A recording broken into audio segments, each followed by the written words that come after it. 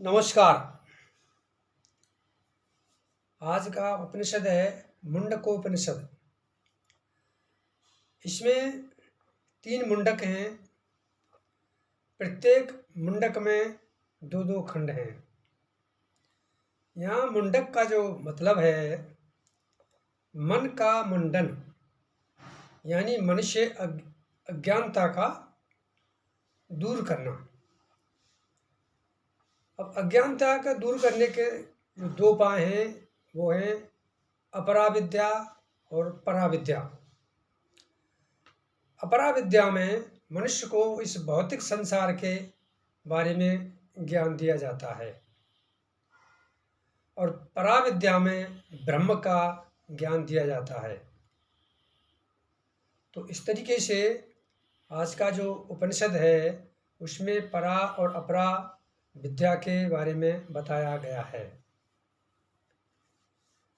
इसमें महर्षि अंगिरा ने शौनक जी को परा अपरा विद्या के बारे में समझाया है। तो जो प्रथम मुंडक है और उसके प्रथम खंड में ब्रह्म विद्या की परंपरा के बाद परा अपरा विद्या का विवेचन किया है। परा विद्या से ब्रह्म बोध तथा परमेश्वर से जगत की उत्पत्ति का वर्णन है। दूसरे खंड के अंदर अपरा विद्या यज्ञ और उसके फल भोगों से वृत्ति आदि का वर्णन दिया गया है। अब द्वितीय जो मुंडक है उसके अंदर अग्नि की चिंगारियों की तरह ब्रह्म से जगत की उत्पत्ति का वर्णन है।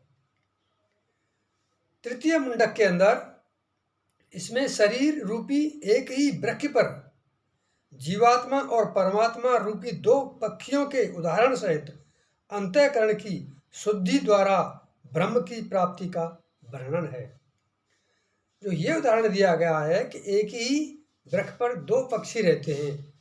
एक पक्षी वृक्ष पर फल खाता है और उसका स्वाद चखता है, दूसरा पक्षी उसको सिर्फ देखता है। तो यहाँ पर क्या है, ब्रह्म और जीव इस ब्रह्मांड में कर्मों के फलों को भोगता है, लेकिन परमात्मा यानी वो ब्रह्म उसके अंदर बैठा हुआ ये सब देखता है।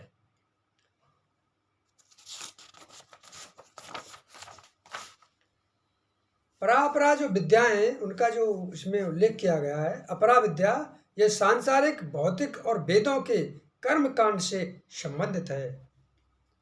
पराविद्या है यह आत्मा और ब्रह्म के ज्ञान से संबंधित है। इसे मोक्ष प्राप्ति के लिए आवश्यक माना गया है। ब्रह्म ज्ञान का महत्व। ब्रह्म ज्ञान ही हमें जन्म मरण के चक्र से पार ले जा सकता है। सत्य की खोज, सत्य का अनुभव केवल ध्यान साधना और गुरु की कृपा से संभव है। ब्रह्मांड की उत्पत्ति। उपनिषद ब्रह्मांड को ब्रह्म यानी परमात्मा की अभिव्यक्ति मानता है। ब्रह्म ही सृष्टि का आधार और कारण है। इसमें जो मुख्य मंत्र दिया है, सत्यमेव जयते, यानी सत्य ही विजय प्राप्त कराता है। तो इसके अंदर अब आगे जो श्लोकों में व्याख्या दी गई है उसे मैं वर्णन करता हूँ। प्रथम मुंडक के प्रथम खंड के अंदर जो दिया है, प्रसिद्ध सदगृहस्थ शौनक ने अंगिरस के पास शिक्षार्थी के रूप में विधि पूर्वक जाकर पूछा, हे भगवान, किसके जान लेने पर यह सब कुछ जान लिया जाता है? ऐसा क्या है जिसे जानने से सब कुछ जाना जाता है? तो ब्रह्मर्षि अंगिरस बोलते हैं, ब्रह्मवेत्ताओं ने ब्रह्म विद्या के अंतर्गत 2 विद्याएं जानने योग्य बताई हैं, एक परा विद्या और दूसरी अपरा विद्या, जिसमें ऋग यजुष साम अथर्व शिक्षा कल्प व्याकरण निरुक्त छंद और ज्योतिष का ज्ञान होता है, वो अपरा विद्या है, तथा जिसमें उस अक्षर ब्रह्म ओंकार का ज्ञान होता है, वह पराविद्या है।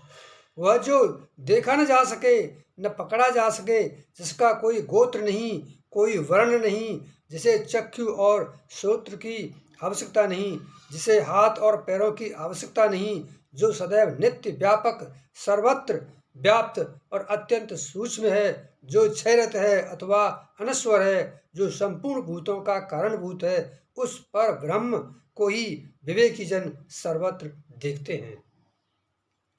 मकड़ी जैसे अपने पेट से जाले को उत्पन्न करती है और अपने भीतर ही निगल लेती है, पृथ्वी जैसे विभिन्न प्रकार की औषधियाँ उत्पन्न करती है, मनुष्य शरीर से जैसे केश और लोम यानी रोएं उत्पन्न होते हैं, वैसे ही उस अनश्वर ब्रह्म से ही यह विश्व उत्पन्न होता है। ये प्रथम मुंडक के प्रथम खंड में ऐसा दिया हुआ है। द्वितीय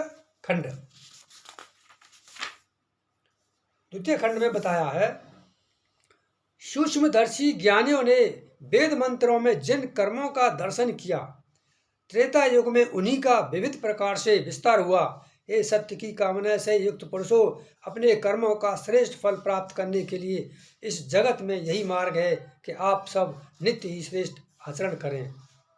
जो पुरुष इन देदीप्यमान अग्नि ज्वालाओं में यथा समय आहुतियाँ देता हुआ अग्निहोत्र कृत्य संपन्न करता है, उसे वे आहुतियाँ ही सूर्य रश्मियों के साथ देवाधिपति इंद्रदेव के पास स्वर्ग में ले जाती हैं। वे आहुतियाँ यजमान का सत्कार करती हुई उसे सूर्य रश्मियों के साथ ले जाती हुई कहती हैं कि आओ आओ, ये आपके शुभ कर्मों के पुण्य फल है से प्राप्त हुआ ब्रह्मलोक है। जो वन में निवास करते हुए, तप साधना करते हुए, श्रद्धा युक्त जीवन जीते हुए और भिक्षाटन करते हुए संतोषी जीवन जीते हैं, वे मल विपेक्यों से रहित होकर, विक्षेपों से रहित होकर सूर्य द्वार उत्तरायण मार्ग से वहां जाते हैं, जहां अमर और अविनाशी ब्रह्म का परम धाम है। कर्मों द्वारा प्राप्त होने वाले लोकों की असारता को जानकर ब्राह्मण ब्रह्म विद्या के अधिकारी वैराग्य को प्राप्त हो, क्योंकि केवल किए हुए सकाम कर्म से ब्रह्म की प्राप्ति नहीं हो सकती। अतः उस ब्रह्म का ज्ञान प्राप्त करने के लिए जिज्ञासु को हाथ में समिधा लेकर वेदज्ञ और ब्रह्मनिष्ठ गुरु के पास जाना चाहिए। ये दूसरे खंड में बताया गया है। अब द्वितीय मुंडक का प्रथम खंड, वह ब्रह्म और यह जगत सत्य है। जैसे प्रदीप्ति अग्नि के समान सहस्त्रों चिंगारियाँ उत्पन्न होती हैं, वैसे ही हे प्रिय, उस ब्रह्म से अनेक प्रकार के भाव प्रकट होते हैं और उसमें ही विलीन हो जाते हैं।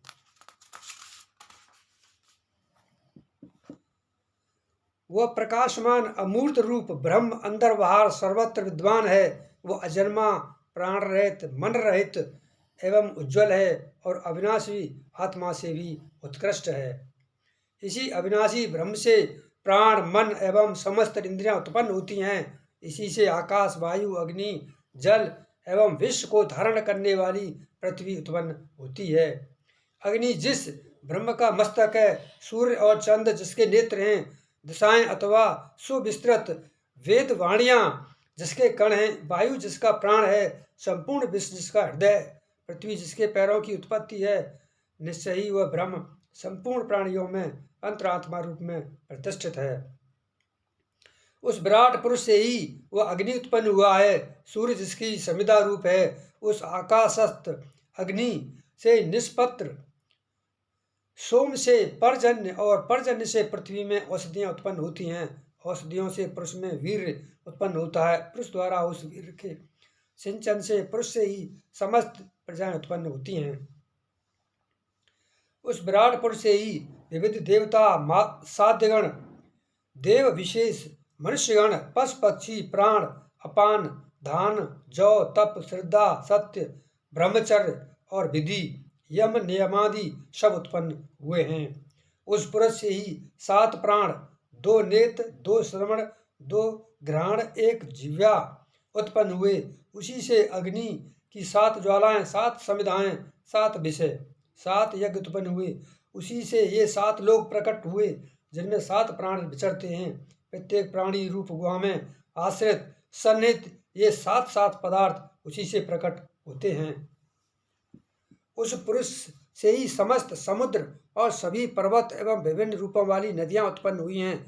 उसी से संपूर्ण औषधियां और रस की उत्पत्ति हुई है। वही पुरुष सभी प्राणियों में अंतरात्मा रूप में प्रतिष्ठित है। हे सौम्य, ये संपूर्ण जगत, कर्म और तप सभी पर ब्रह्म रूप हैं। वो परम तत्व अमृत रूप है। जो पुरुष उस ब्रह्म को सभी प्राणियों की हृदय गुहा में अधिष्ठित जानता है, वो इस जगत में अविद्या ग्रंथि को खोल देता है। द्वितीय खंड के अंदर बताया है, जो देदीप्यमान है, जो अणु से भी अति सूक्ष्म अणु है तथा जिसमें संपूर्ण लोक और उनके निवासी स्थित हैं, वही यह अविनाशी ब्रह्म है। वही प्राण है, वही वाणी और वही मन भी है। वही सत्यरूप और अमृत है।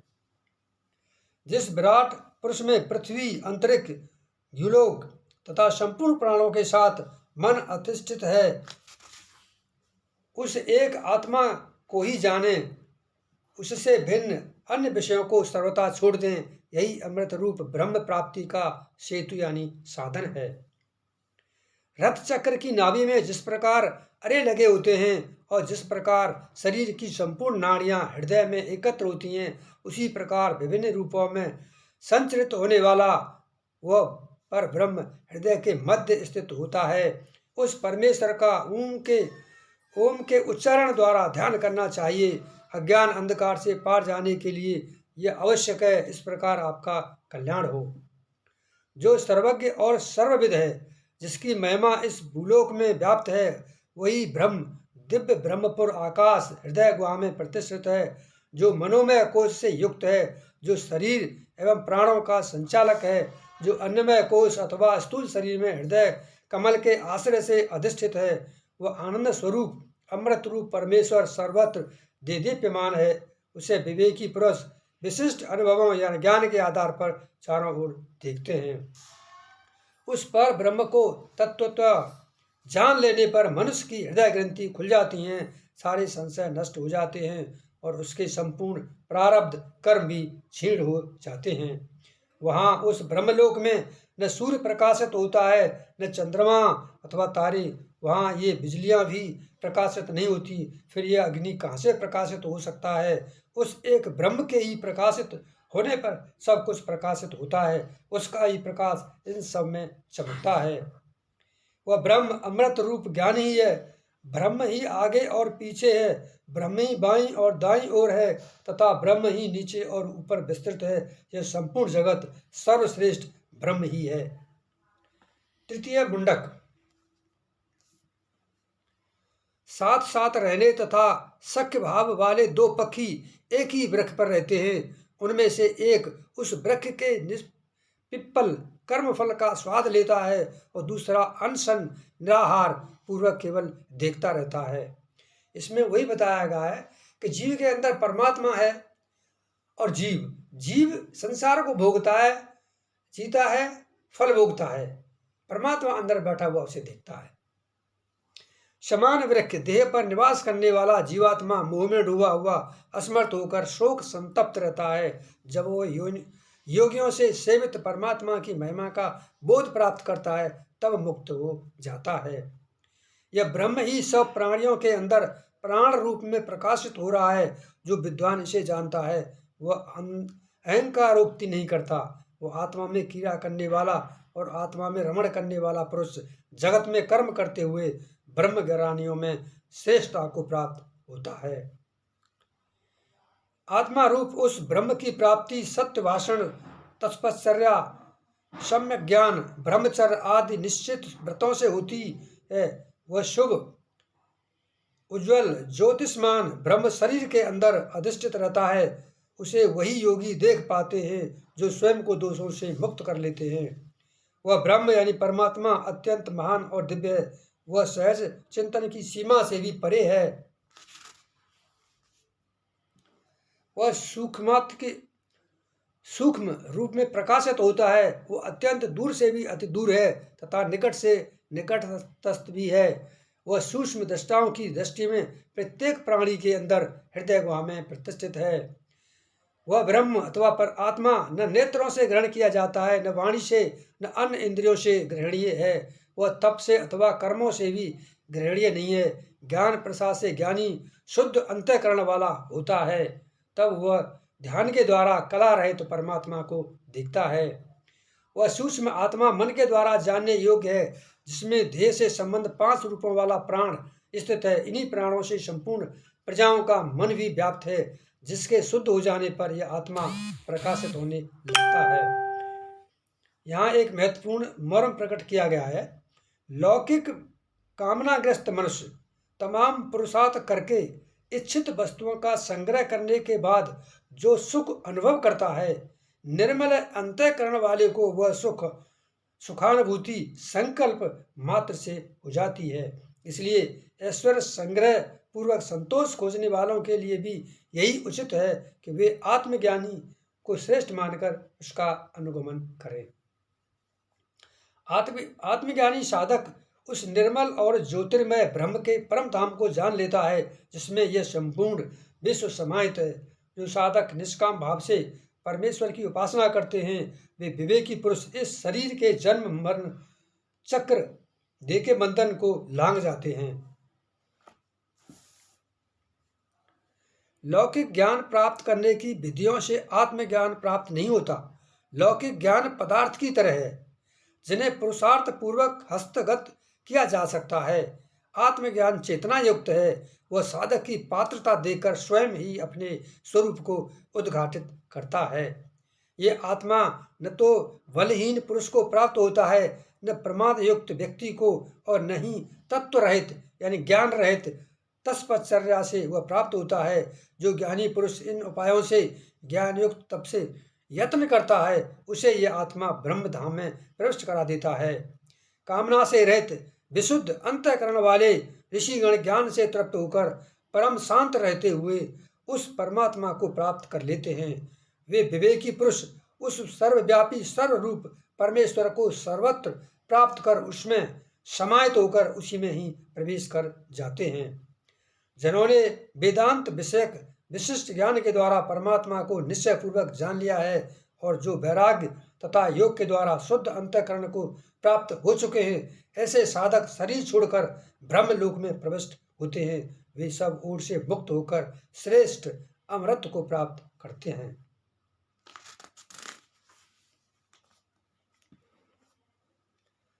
जिस प्रकार प्रवाहमान नदियां अपने नाम रूप को छोड़कर समुद्र में विलीन हो जाती हैं, वैसे ही ज्ञानी पुरुष नाम रूप से विमुक्त होकर उत्तमोत्तक दिव्य पुरुष को समर्पित हो जाते हैं। तो इसका जो आज का जो इसमें विवरण दिया है, मुख्य रूप से है परा अपरा विद्या के बारे में। जो परा विद्या को जान लेता है, ब्रह्म विद्या को जान लेता है, वो जीवन मरण से मुक्त हो जाता है। और इसमें जो एक उदाहरण जो दिया है वृक्ष के ऊपर 2 पक्षियों का, और इसमें मनुष्य को और मनुष्य के अंदर विराजमान उस परमात्मा का वास, इन दोनों का उदाहरण बहुत ही अच्छा इसमें दिया गया है। तो आज का जो उपनिषद मुंडकोपनिषद यहीं समाप्त करता हूँ। नमस्कार।